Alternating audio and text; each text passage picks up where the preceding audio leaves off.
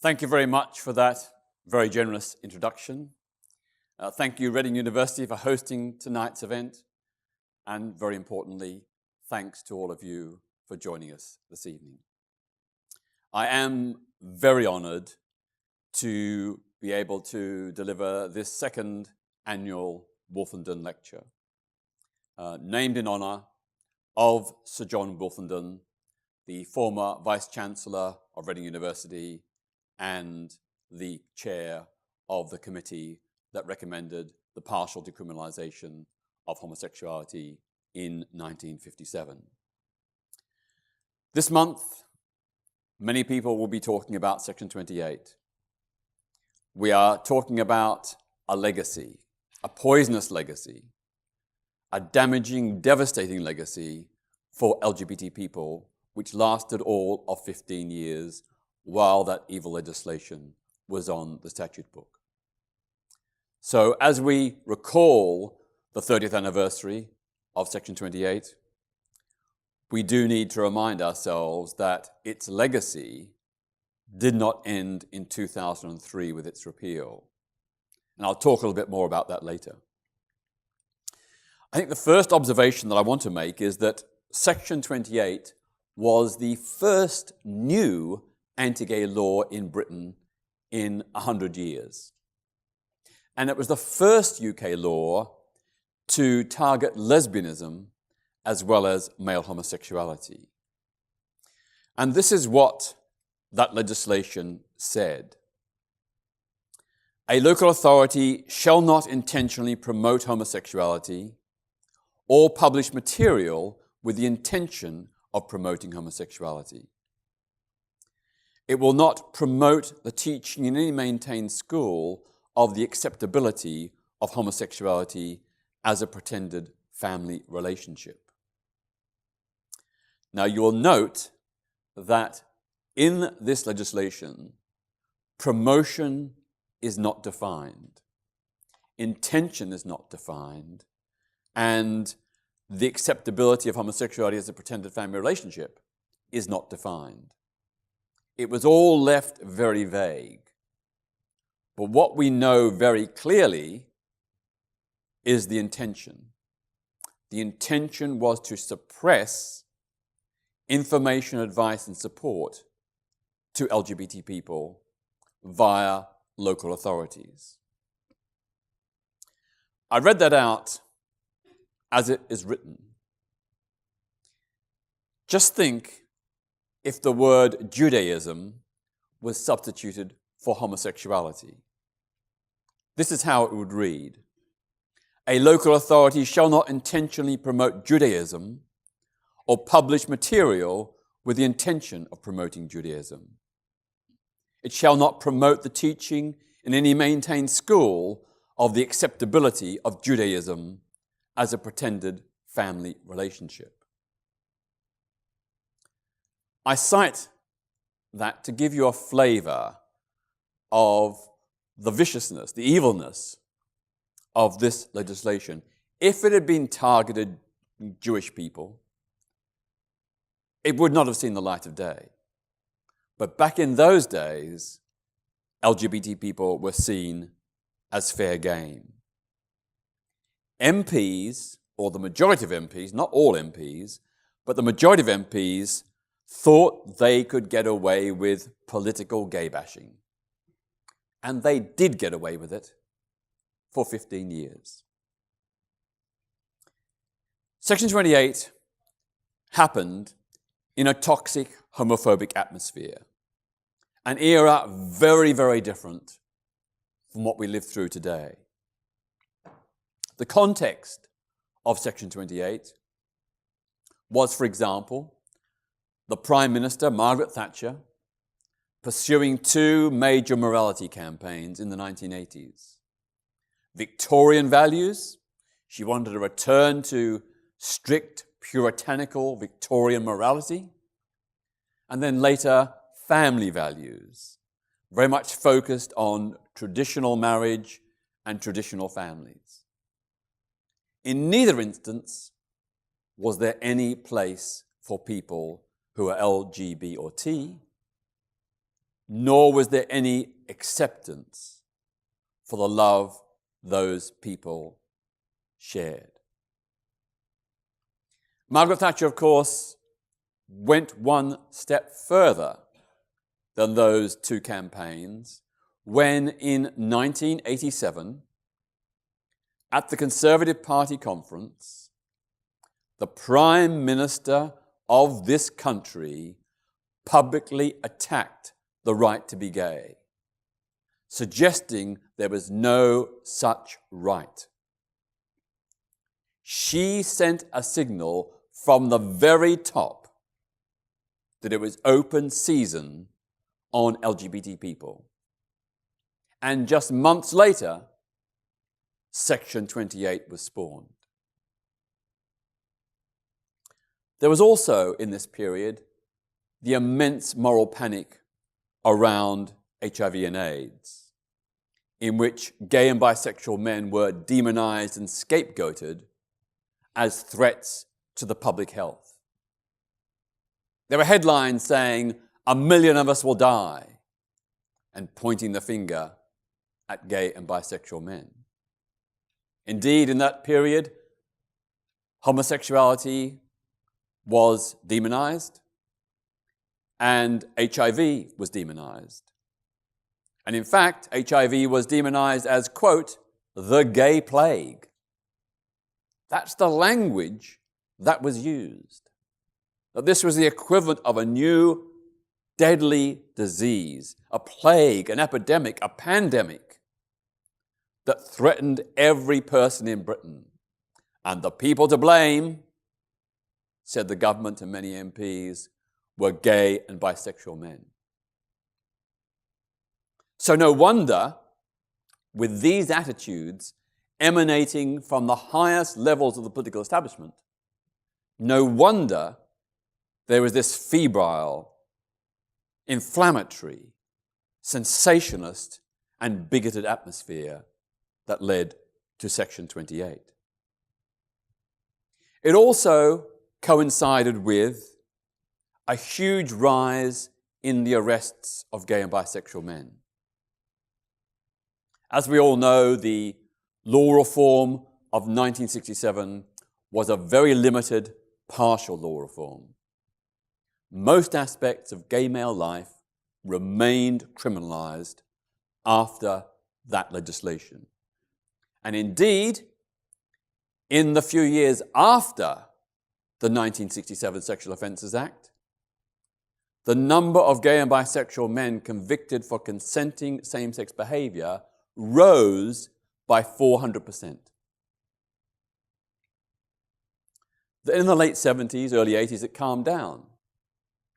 But then, in the context of Margaret Thatcher's moral crusades, her speech at the Conservative Party conference, the moral panic around HIV, there was a huge, massive escalation in arrests.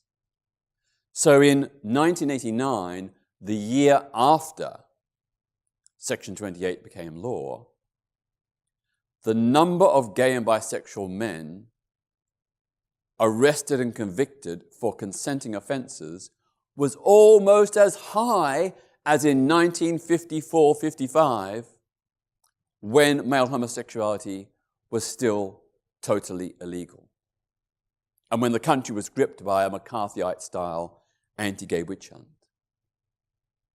The number of gay offences of, quote, gross indecency, which simply means any sexual contact between men other than anal intercourse, the number of offences recorded in 1989 for that offence was 2,022, almost as high as in 1954 and 55.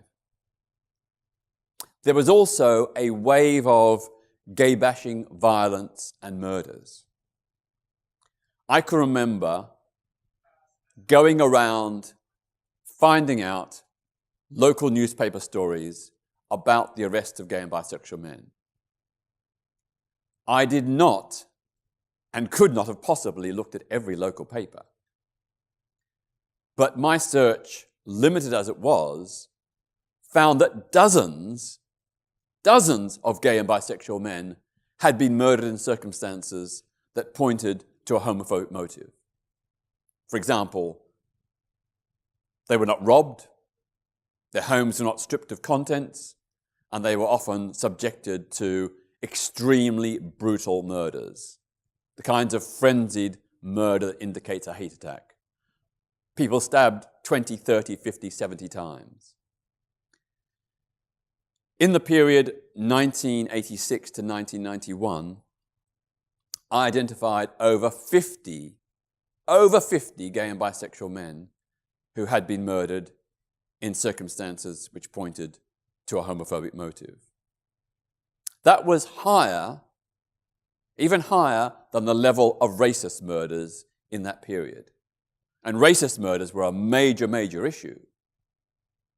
And a shocking level of racist murders, but the number of queer-bashing murders was even greater in that era. Simultaneously, in this kind of atmosphere, public attitudes hardened. Whereas through the early to mid-1980s, public opinion had gone to grow more accepting of same-sex relationships, by the late 1980s, 1988, 1989, they went into reverse. So in that period, the British Social Attitude Survey found that 2/3 of British people believed that homosexuality was mostly or always wrong. 2/3.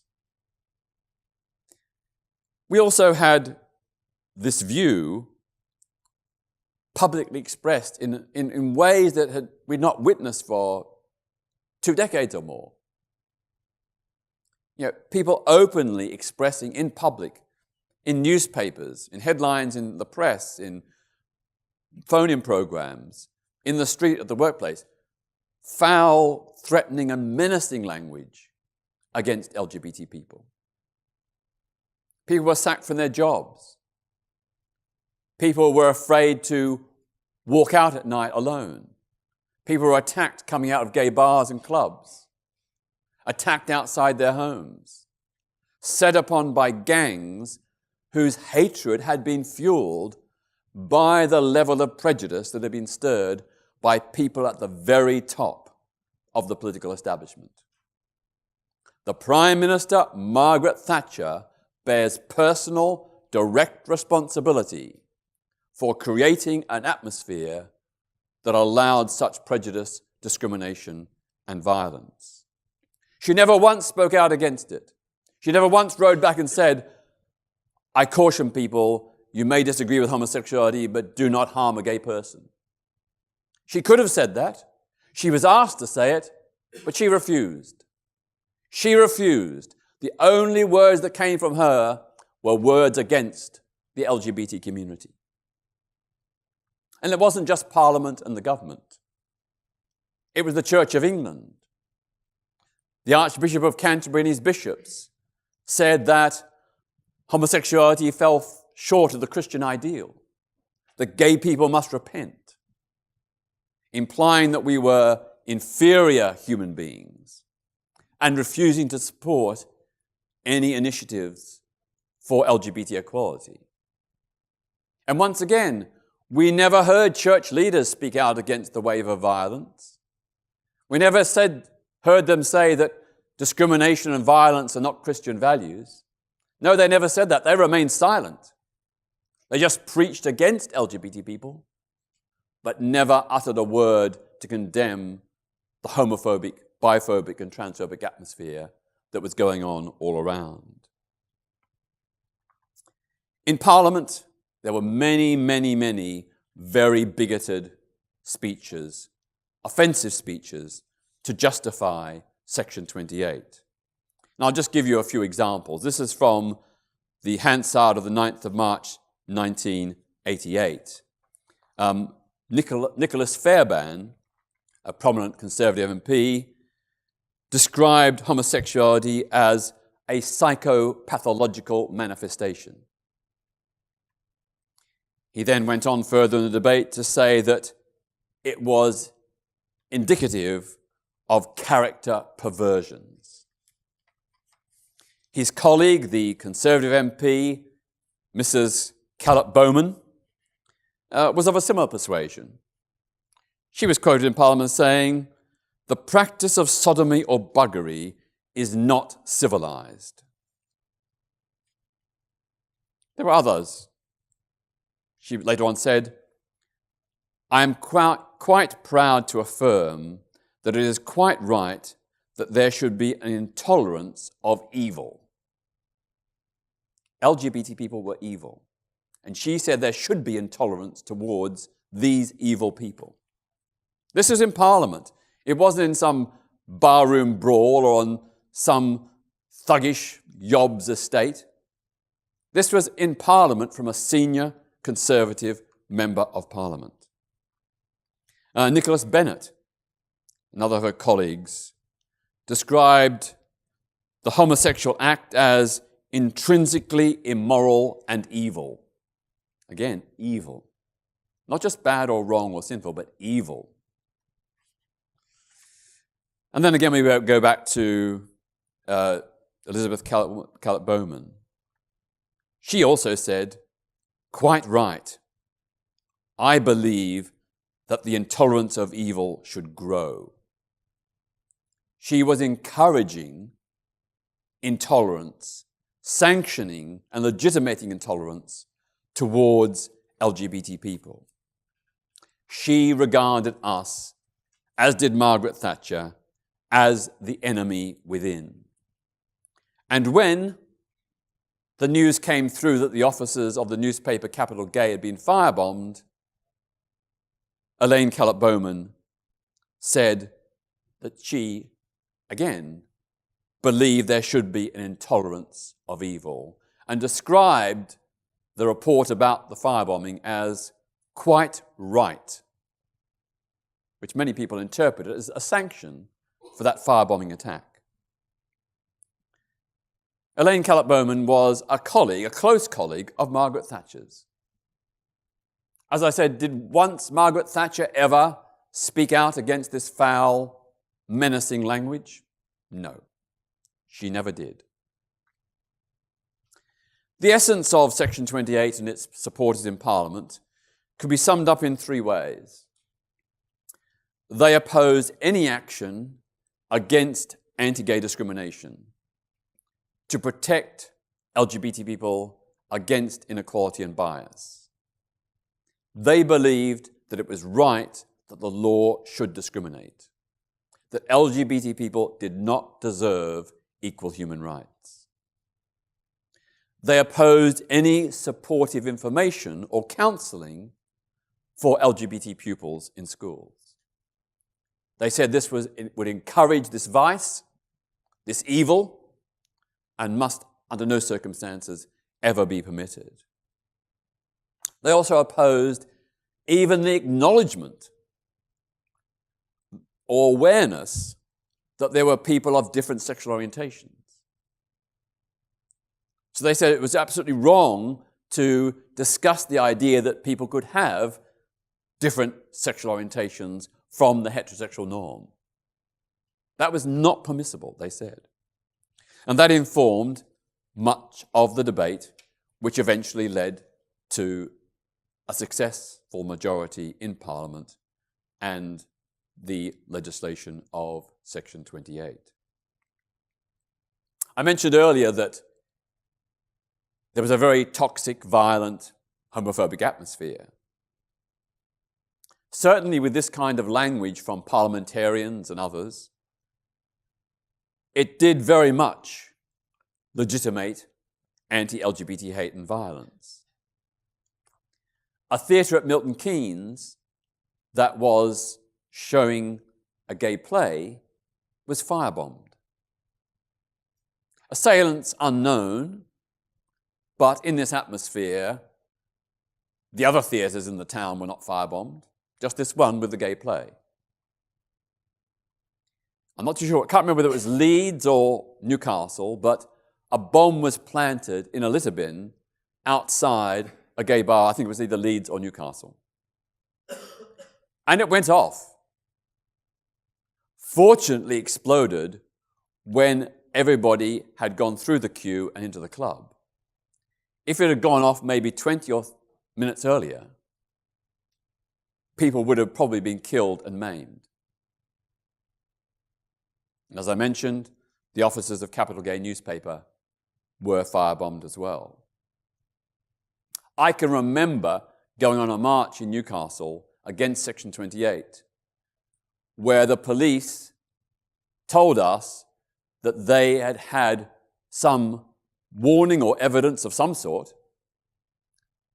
that there was some crazy with a rifle who was intent on shooting the marchers. That was not, well, it was a bit, I suppose, a bit surprising, but it was not entirely unexpected in this atmosphere. In the end, nothing happened. But I can tell you, walking through those streets that day, when the police had apparently had serious information that someone with a rifle was going to shoot the crowd, that was quite scary. In terms of Section 28's remit, as you know, it applied to local authorities. In other words, to local councils and local education and health authorities. Now, although no one was ever prosecuted under Section 28, it did lead to massive self-censorship. People working for local authorities self-censored in order to avoid the risk of prosecution. They decided that given this law, it was best to err on the side of caution. So, for example, councils stopped or refused to fund LGBT plus helplines. They declined to allow LGBT plus groups to use council premises. They dropped information about LGBT issues from council publications. It was an act of self-censorship, provoked by this intimidatory legislation. Some local health authorities rode back on their outreach to LGBT communities and toned down their safer sex advice to gay and bisexual men. Again, out of fear that what they did could be construed as, quote, promoting homosexuality and therefore be unlawful. In schools all over the country, LGBT-themed books were pulled from libraries, and plans for gay films and plays were scrapped. I can remember going to schools in this period and being told, we'd scheduled a gay-themed play to educate and inform our young kids about these issues, but in the light of Section 28, we've had to cancel it. Even worse, perhaps, teachers were afraid to give sympathetic, supportive advice to LGBT plus pupils. They removed references to LGBT issues from their curriculum and lessons, including from health education and safer sex education. LGBT staff in this period were afraid to be open, so they hid their sexuality. They either didn't come out, or if they had come out, they went back in the closet, because they feared that if they were openly gay, this could be construed as promoting homosexuality. They feared disciplinary action.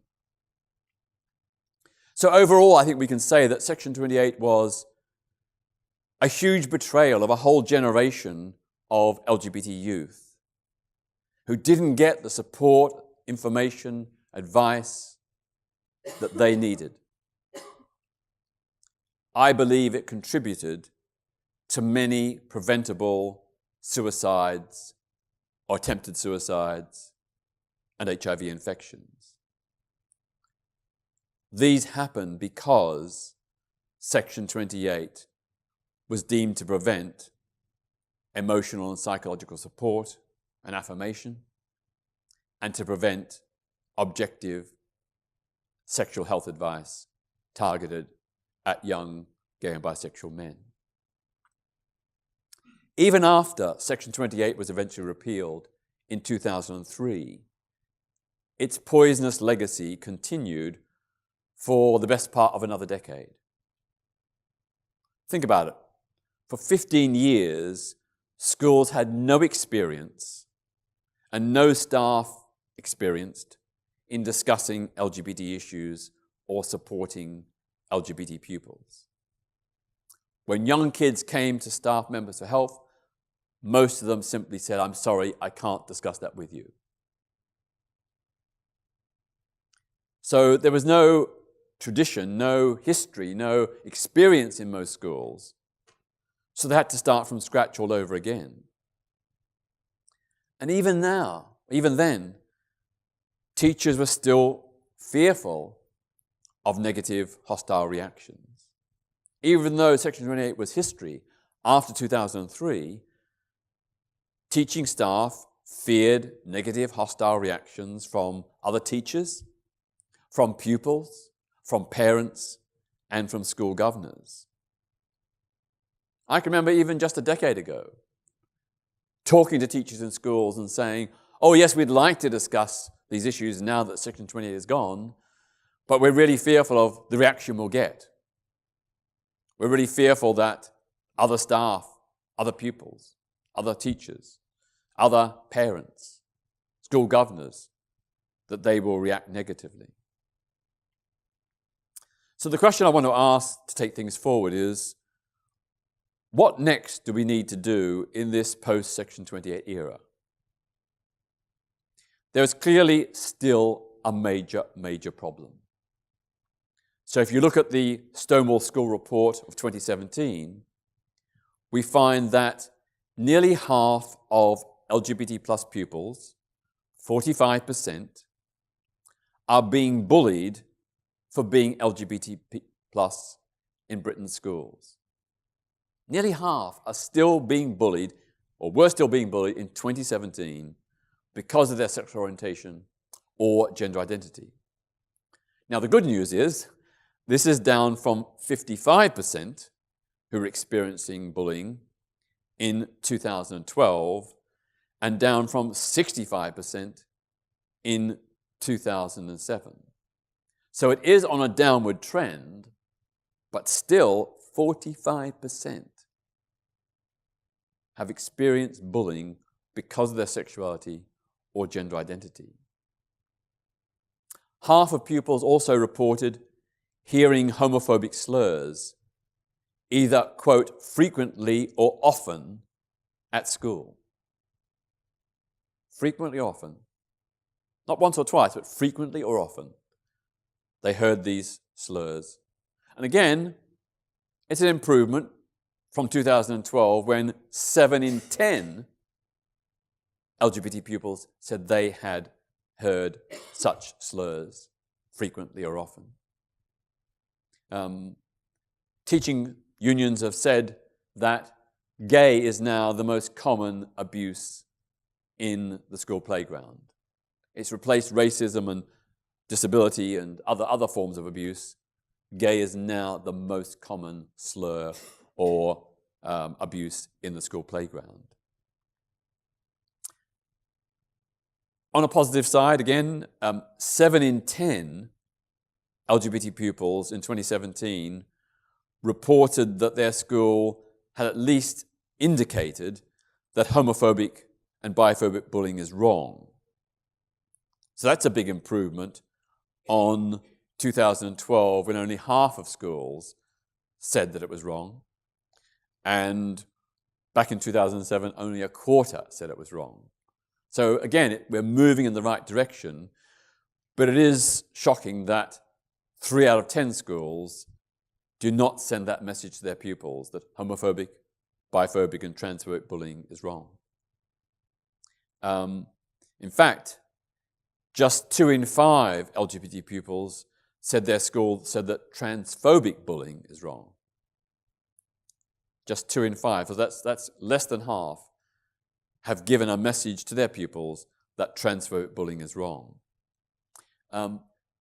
Last year, just 1 in 5 LGBT pupils said they'd been taught about safe sex in relation to same-sex relationships. Just 1 in 5. So 4 out of 5 say that although they were LGBT, they never got that information about safer sex in relation to their own sexuality and sexual relationships. More than 4 in 5 trans young people have self-harmed. More than 4 in 5, 80% of young trans people have self-harmed because of the pressures that they experienced, as have 3 in 5 lesbian, gay and bisexual young people who are not trans. Again, these are really, really shocking statistics. So you can get a sense that although Section 28 is gone, the needs of LGBT plus pupils in schools are not being adequately addressed. That too many schools are looking the other way. And I just want to just quote from a couple of examples of what young pupils said. Zoe, aged 12, just starting at secondary school in England, said, quote, "I felt like whatever I was doing was worthless. Even if I did well in school, it wouldn't matter to people because all they would care about is me being gay." Reese, aged 18, from the northeast of England, quote, "No one I've spoken to at school has ever knowingly met a trans person before or been taught anything about trans people and what we might need." And finally, Dorian, aged 13, in the West Midlands, quote, "Once in sex education, I asked about safe sex in same-sex relationships, and I was told that it was inappropriate and that this is not suitable for classroom discussion. I was told to leave the room." So you get a flavor that these attitudes persist even though Section 28 is now history. And that is pretty damning. It shows that the legacy of Section 28 lingers and that so much more work needs to be done to make our schools a safe place, an informative, supportive place for LGBT plus kids. So I want to think about the future. And when I think about the future, I think, well, I want to live in a kind, gentle, harmonious society. I'm sure we all do. If that's true, how can we do something, or what can we do to make the likelihood of that aspiration becoming a future reality? And of course, one way is education. Perhaps we can't do much about older people like me or others. Perhaps we're set in our ways, but for younger people, education is key. Educating the younger generation into humanitarian and liberal values of understanding, tolerance and respect for others who are different, that strikes me as pretty fundamental. No child is born bigoted. No child comes out of the womb with prejudice. That is learned behavior. It's learned from parents and other adults. It's learned from other kids at school. It's learned from the tabloid press. Now, if prejudice can be learned, then so can acceptance of diversity. And I think there's a really important role for schools in this process. Schools, teachers, governors, they can play a really important role. But of course, the government needs to give a lead. These things won't happen without leadership, without a drive to make them happen. As you saw from those statistics, or as you heard from those statistics, so many schools are still failing LGBT kids, and indeed other kids as well. So for many years, I've been urging successive education secretaries to make lessons in human rights, equality and diversity mandatory in every school, from the first year of primary education throughout a pupil's secondary schooling. What we need is a turbocharged version of PSHE, personal, social and health education. Not once or twice a year, but a regular inbuilt part of weekly lessons. The aim should be to tackle all forms of ignorance and prejudice. Not just prejudice against LGBT people, but also racism, misogyny, and more. And also to counter issues like sexual abuse, sexual harassment, gang culture, and far-right extremism, whether they're from the traditional far right or from the Islamist far right. Now, those issues are problems in our schools. They're problems in our society. But I believe that education can play a really important role in undermining them. I can't fathom why the government will not agree to these mandatory equality and diversity lessons. It talks about, or it pays lip service to, an inclusive society, acceptance of difference, equality and diversity. But we need more than principles, we need more than words, we need action. And to me, it does not seem a huge ask to suggest that this should include mandatory equality and diversity lessons in every school. I think it's pretty obvious that they could help. Maybe they won't eradicate all prejudice and bullying, but in schools where it's been tried, the levels of bullying have gone way down.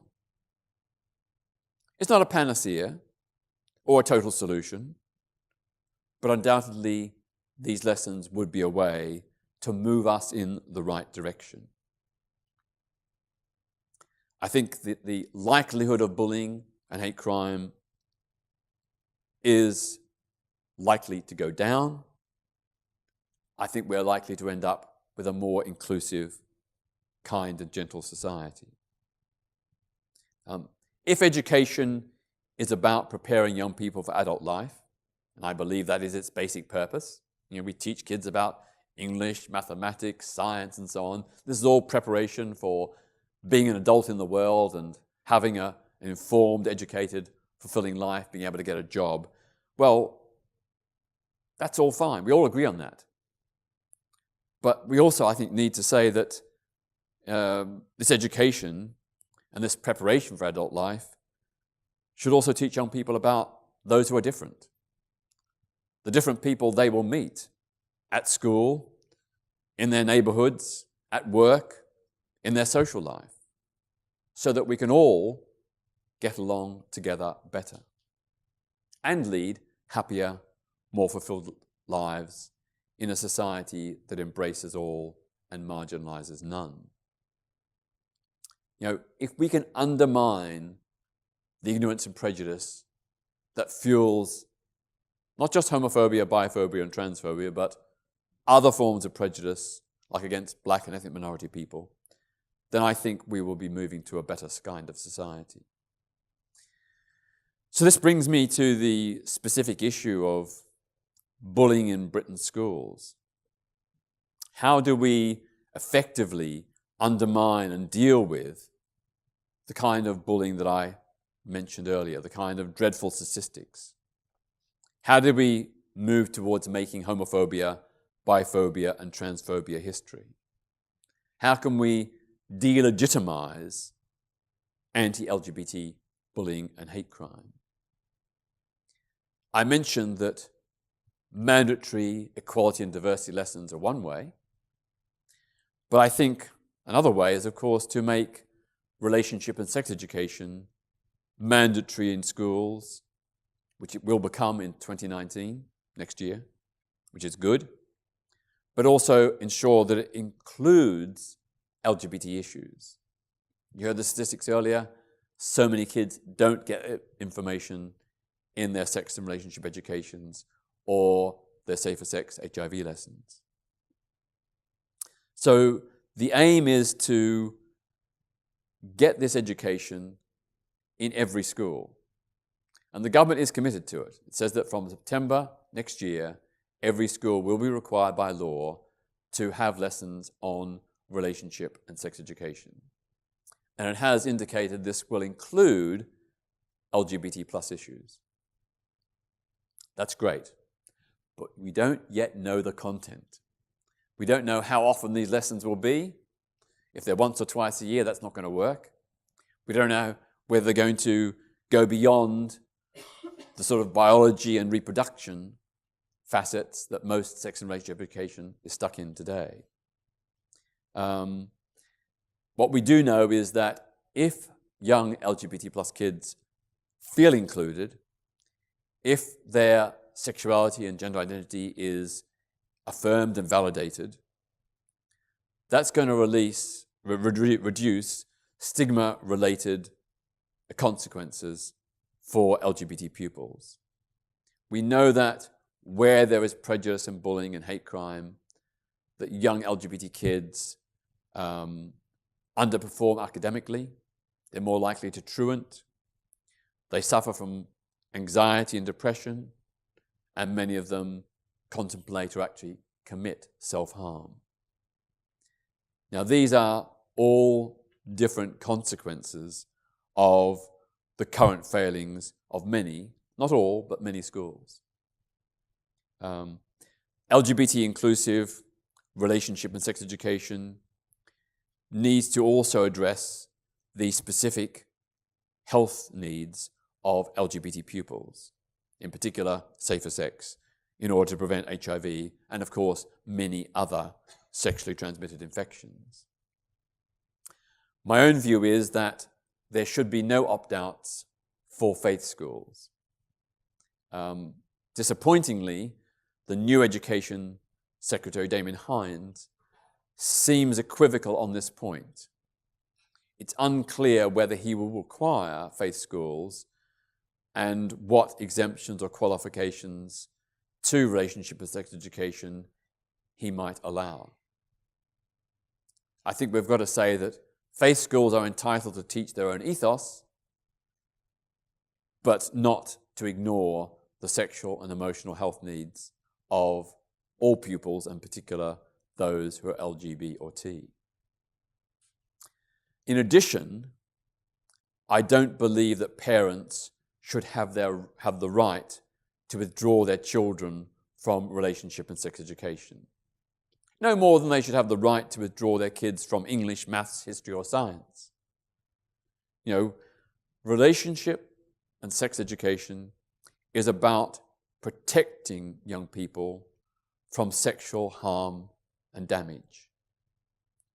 Every parent surely wants that. You know, relationship and sex education is not about encouraging or endorsing sex. It's not about giving a green light for young people to have sex at an early age. As we know, it's better if they wait. But what it is saying is that if young people do have sex, and about 50% of them have their first sexual experience nowadays by the age of 13 or 14, 50% by the age of 13 or 14, before they start adopting bad, unsafe habits, they need to get the advice they need. They need to get the information they need to inform them about how to have sex safely, responsibly, towards themselves and towards their partner. And I would have thought that even faith schools would want that. That even religious motivated schools would want their pupils to, if they're going to have sex, to do so responsibly, safely, and respectfully. But the government is apparently going to keep the option of the parental opt-out. It's going to maintain the current position, which is that a parent has a right to withdraw their child from relationship and sex education. Now, what I would suggest is, okay, let's keep that right, reluctantly. Let's keep the right of parents to withdraw their children, but let's require them to come to the school and physically take their child out of each lesson. As of now, they simply write a note and the child is exempted. I think we need to get the parents to show the proof of the sincerity of their conviction by coming to the school and taking their child out. In the handful of schools that have tried this unofficially, the levels of parental withdrawal went to almost zero. And a few parents complained, but after the initial fuss, they got used to it. So I think that's really the way to go. I think also teachers ought to be aware that to teach good equality and diversity lessons, to teach good quality relationship and sex education, teachers themselves need education and support. You know, a teacher of science or mathematics or whatever, they get specialist training so they can teach their subject well. At the moment, the teacher who does relationship and sex education, well, that's just pot luck. A teacher out of the kindness of their heart volunteering. But hardly any of them get any training. The Sex Education Forum has a program of training for teachers, but it's tiny compared to the number of teachers in the country. But what I would say is that teachers can go to a website called The Classroom, the-classroom.org.uk. And there, a group of mostly LGBT, but some straight teachers, have produced online lessons integrating LGBT issues into most subjects in the curriculum. So they give a LGBT spin on mathematics, on physics, you know, every subject under the sun, there's an LGBT dimension. So it's really easy for teachers to download these lessons and to use them in their classes. The other thing I'd say is that where schools have undertaken these kinds of positive changes, they do get positive results. I can remember some years ago going to a school in North London which had a really, really big problem with all kinds of prejudice. Racism between African, Asian, and Afro-Caribbean kids, incredible levels of misogyny, sexism, and sexual harassment, plus homophobia, biphobia, and transphobia. So I went and did a talk there about the importance of respecting difference. I'm not too sure I convinced that many people, but some of the pupils came forward when I suggested the idea of setting up an equality and diversity network in the school, led by the pupils. And 5 pupils came forward on that day. 3 of them, Muslim girl pupils wearing hijabs, not the persons you might first expect, but they were the most passionate in wanting to challenge the prejudice. And eventually they got about a dozen other kids involved over a period of about several months. And when I got the report back a year or 2 later from the staff who had invited me, they said, look, you'd be amazed at the impact of your talk, even though it wasn't apparent at the time, but more importantly, the fact that the pupils set up this equality and diversity network. The teacher said, the levels of all kinds of prejudice in our school have gone way down. Racism, misogyny, and homophobia, they're all much, much less than they were when you came 2 years ago. So I think it does show that when pupils themselves are encouraged, empowered, and supported to set up their own networks, they can make a really big impact, that peer-to-peer education really does work. The final thing I'd say to round it off about Section 28, what should schools teach pupils about sex? That's a big question, a question the government always shies away from. It's nervous. It's afraid of the Daily Mail. It's afraid of faith organizations. But I think that this is an issue that applies not just to LGBT plus pupils, but also to straight kids as well. We need meaningful, serious relationship and sex education in our schools for all pupils. Not for some, but for all. And so, for me, the campaign for a better deal for LGBT plus kids is also a campaign for a better deal for all kids. Currently, so much of sex and relationship education is about the body, the biology of the body, hormones, puberty, and a lot about reproduction, most of it not human reproduction, but the reproduction of guinea pigs or rabbits or whatever. That is not good enough. And young people in every survey that's ever been undertaken all say the same thing, that their relationship with sex education is not adequate. It doesn't answer the questions they have. It skirts around and avoids the issues that they want to discuss. Of course, to me, you have to, put these issues in a moral framework. Not a moralistic framework, not a puritanical framework, but I've argued that for those who are religious or have other issues around human sexuality, surely there are just three basic key principles that ought to guide relationship and sex education. And they are mutual consent, mutual respect, and mutual fulfillment. That works for kids, whatever their sexual orientation or gender identity.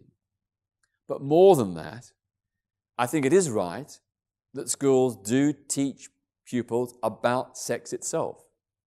I mean, sex and relationships are two of the most important things in most people's lives. The person you love and the person you have a relationship and perhaps marry or have a civil partnership with or just cohabit with, that relationship is one of the most important things in most people's lives. Yet all the research shows that a majority of people in this country are dissatisfied with their sexual and emotional lives. They don't feel fulfilled, particularly women. We have to change that. If our objective is to have happier, more fulfilled human beings, to have happier, more fulfilled relationships, to reduce the levels of relationship breakdown, to reduce the levels of acrimony and fights and intolerance within relationships, teaching young people about emotional intelligence and about how to have mutually fulfilling sex, I think is really important.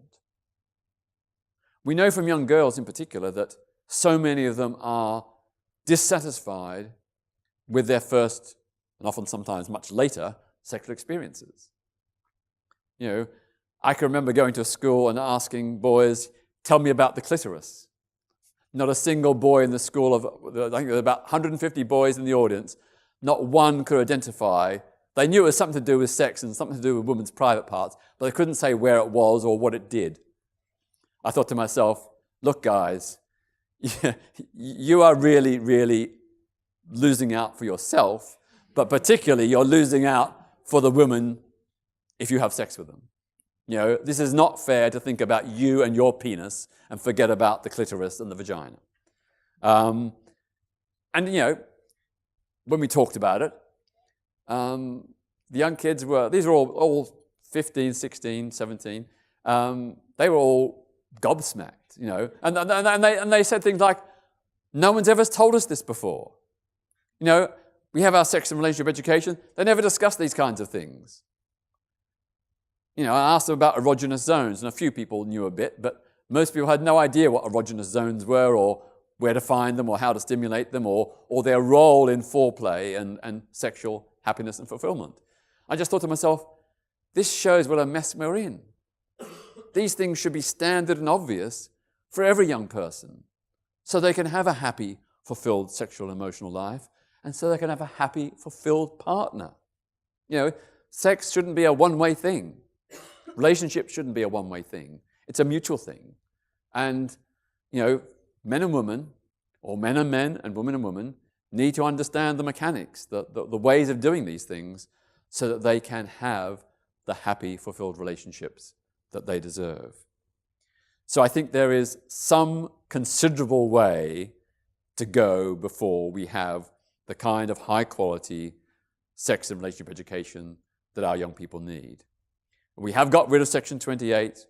The levels of homophobia, as you've heard, are less than they were. More schools are addressing the issue, but whether it be LGBT kids or straight kids, much, much more work needs to be done. We need to ensure that all our young people, whatever their sexuality or gender identity, that they all have the right to the information, support, affirmation, advice, and facts that they need to have fulfillment. Thank you.